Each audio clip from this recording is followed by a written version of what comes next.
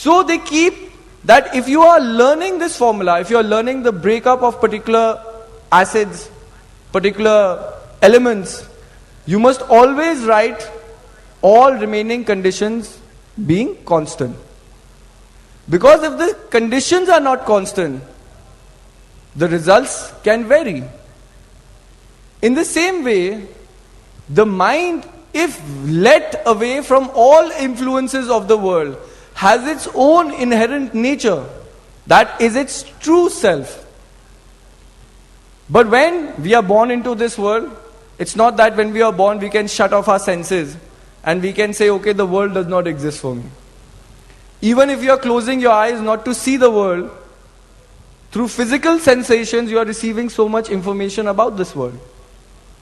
Through your sensory organs, through your perceptive organs, you are receiving so much information about this world. You can try to even close your ears, but still sound will penetrate. Ideas in the form of thoughts, in the form of speech will penetrate. So whether we choose to limit the external influences of the world, the internal self, the internal pure mind, the true self, is always bombarded with different experiences, different information, whether we choose to accept it or not. It is a process of being born, it is a process of living which is constantly happening. Even when we are sleeping, though we are not aware of it, but the body is in a relationship with the surroundings around you. It reacts to the surrounding around you. Many people have very sensitive sleep. Even if there is a slight noise, they will get up. Because the body is in an alert system already, without the individual knowing. And some people sleep like there is no tomorrow. That is also happened. They'll sleep for 12 hours. You try to shake them, you try to wake them, no sense. The body has completely shut down. So the interaction levels are very different over there.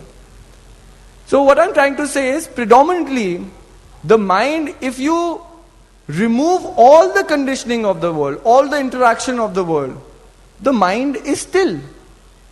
The mind has a very separate nature, a very different personality than what we experience the everyday mind.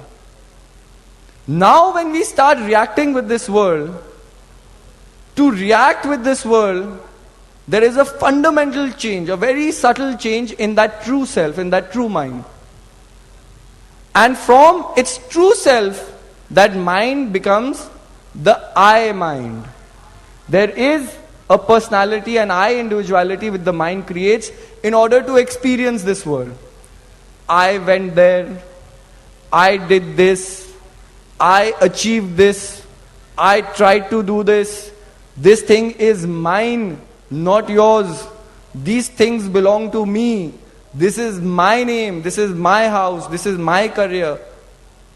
As we keep on developing into this world, the true self, the mind, gets covered by layers and layers of this I individuality. And over time what happens? The true self becomes so subtle that it is almost invisible.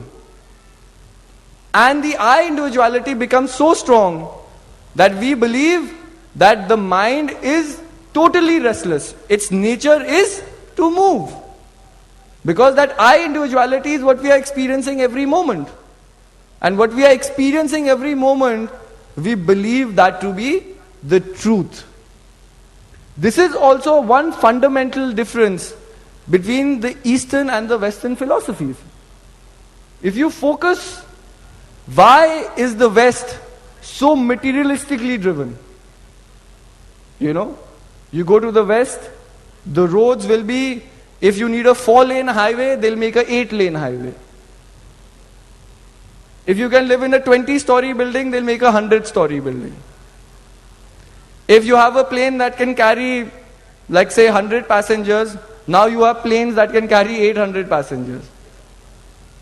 So why is this strive to gain everything materialistically in bigger and bigger ways? Because the West fundamentally believes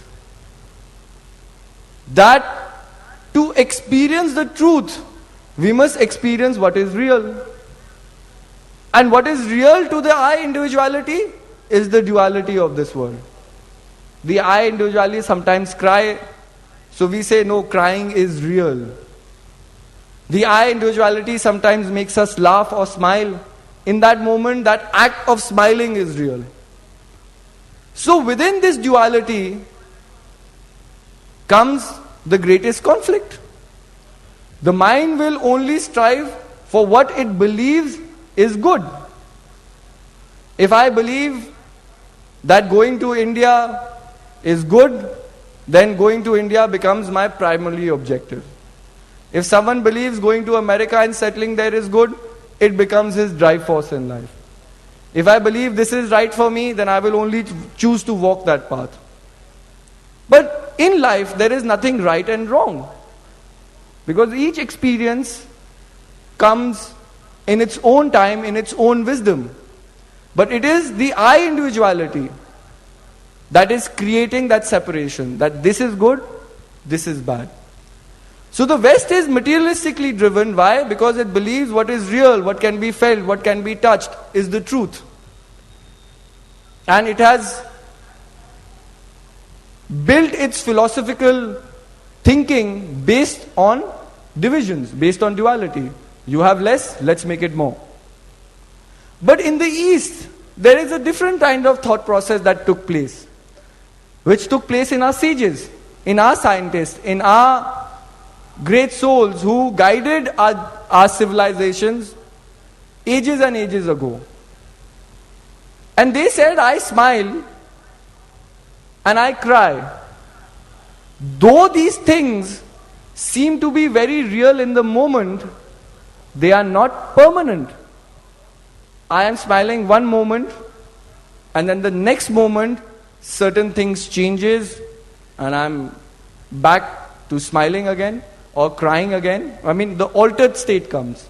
For example, you are sitting here and you receive an SMS from wherever you have come from, saying that a very dear friend of yours is in an accident, and that's only what the SMS says.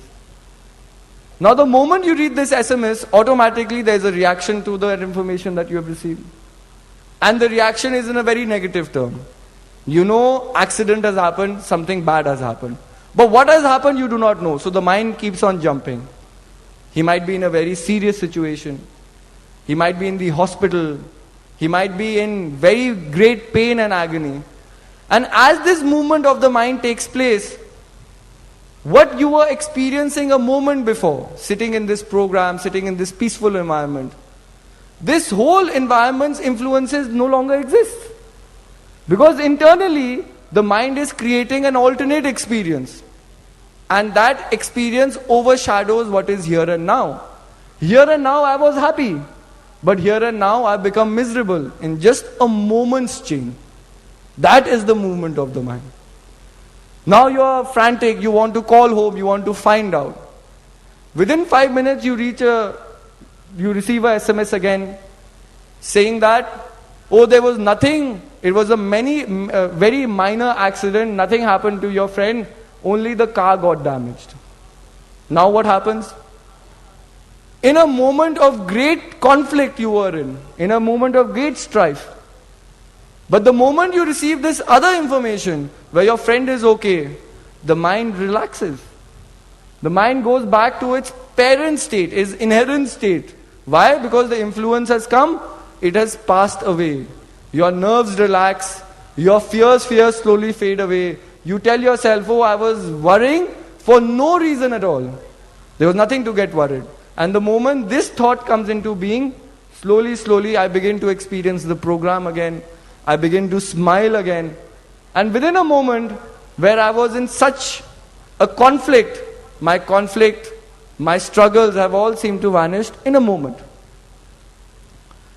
So our sages said that how can what is truth be not permanent?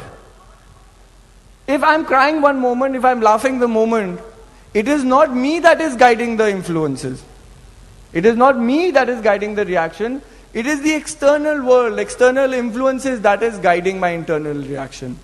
So whatever influences I'm experiencing from the external world cannot be true because they are conflicting in nature. They are alternating currents. One current is making me smile, one current is making me unhappy. So they fundamentally said that what is real cannot be the truth. What is eternal has to be the truth. So they fundamentally went on the quest of finding what is eternal. And when our sages went on that quest, they found what is beyond duality. In the Vedas we call duality Dvait. And to understand the other state, they have named another word called Advait. That means that which is non-dual. But to understand what is non-dual, they tried to externalize their search. But whenever they externalized that search, they found duality. But the moment they internalized their search, they found a great source of divinity within them, which was eternal, which was not changing through moods and conflicts, which was not changing through circumstances and emotions, and it was constant. But it was so subtle that it was very difficult to realize.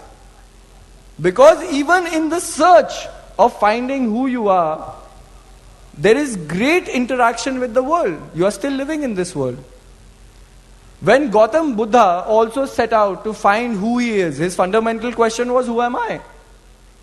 If I am born one day and one day I have to leave this world, why have I come into this place, into this world in the first place? His fundamental quest was understanding his own existence, not the existence of other things around him. Not the existence of metals and elements and, different constituents that compose this world. His quest was never that. Many people have led that quest. Many great discoveries have come out of their search and their struggles. But even Gautam Buddha, in his search of knowing the truth, was so influenced by his ego that at one point he said that if I do not receive that divine knowledge, I will not eat. It's like being a small child. If you don't give the child the child starts crying. It will keep on crying till the chocolate is not given. So the first few times the elders will give in, to the child crying, because they're like, oh, don't let him cry, give him the chocolate. But after some time, when the parents also figure out that this is the child's trick, they let the child cry. They'll say, keep on crying, we are not even listening to you. They keep on ignoring the child. That also happens. So what I'm trying to say is that even Gautam Buddha became very childlike. And he also professed that if I don't eat, till I receive this divine knowledge. And he also was driven by his ego at that moment. He was driven by what he wanted. He wanted the divine knowledge. I wanted, and I want it now.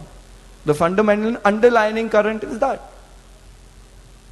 But then when he started experiencing his changes in his body, the weakness of his body, and he heard the wisdom of a girl called Sujata, who simply said a very simple fact, that if you do not eat, how will you live? And if you will not live, then how will you experience the divinity that you are searching for? And when the truth was put such simply, without complications, without expectations, without conditioning, it struck a different chord in Gautam Buddha's internal being, in its inner being. And Gautam Buddha realized that this girl speaks, such great wisdom. If I am not alive, if I die, then how will I know what I was searching for was true or not to begin with? And then Gautam Buddha slowly takes some rice pudding from Sujata and he eats that. And many people, many historians also believe, many philosophers, many devotees of Gautam Buddha also believe that in a way, through the simplicity of what Sujata said, Sujata became Gautam Buddha's master. Because in the time when Gautam Buddha was completely helpless, she showed him the way to himself. And master is that. A guru is what? A person who guides us from darkness. Gu means darkness.